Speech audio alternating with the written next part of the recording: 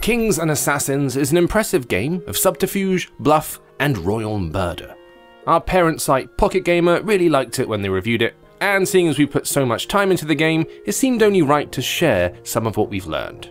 In this video we'll show you some of the strategies, plans, and moves you're going to need to ensure that your side always comes out victorious in the scuffling melee that plays out over the course of the game. So sit back and let's talk regicide. Number 1. Play to your side's strengths.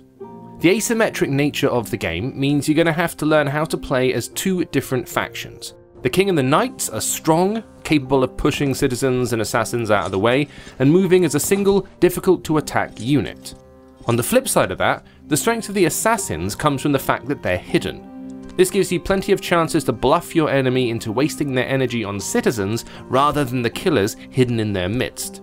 If you know how to play both sides, you're going to be in a much better position to work out your opponent's strategies. So make sure you spend some time both with the kings and the assassins.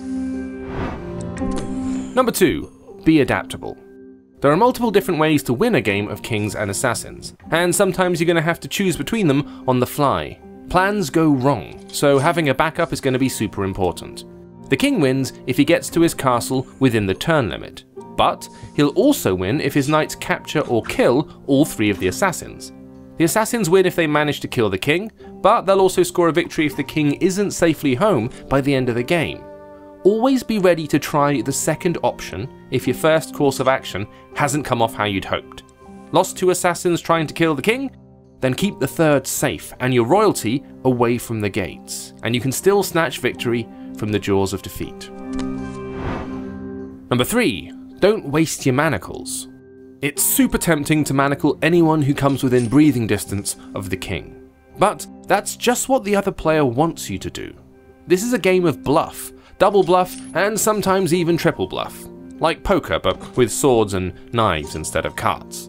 Think about where you would position the assassin. Think about the moves the other player has made, and don't clamp manacles on someone just because they look a bit suspicious.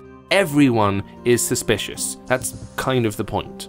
Working out which movements are fake outs and which ones are actual acts of aggression is half the fun. If in doubt, push a citizen back. Their reaction on the next turn will probably reveal the truth. Number 4. Protect, protect, protect? To start with, you'll want to go all out with attack. And while that can sometimes work, protecting what you've got is a much more viable strategy. Leave the king alone and he's vulnerable to attack. Sacrifice 2 assassins in quick succession and you're open to defeat. But, by the same token, you can feint an attack in order to draw out your assailants. Or throw away 2 assassins in order to keep one of them safe and sound while the king flounders around trying to find them. Knowing who to keep alive and who to throw to the wolves is one of the key skills in this game. Knowing who your opponent is trying to keep alive is the first step to becoming a master.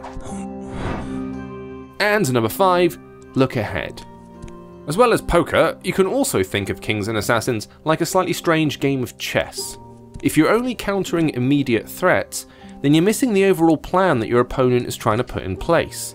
Take your time over each move, and think about the position you're going to end up in after the current turn, and the next one, and the one after that.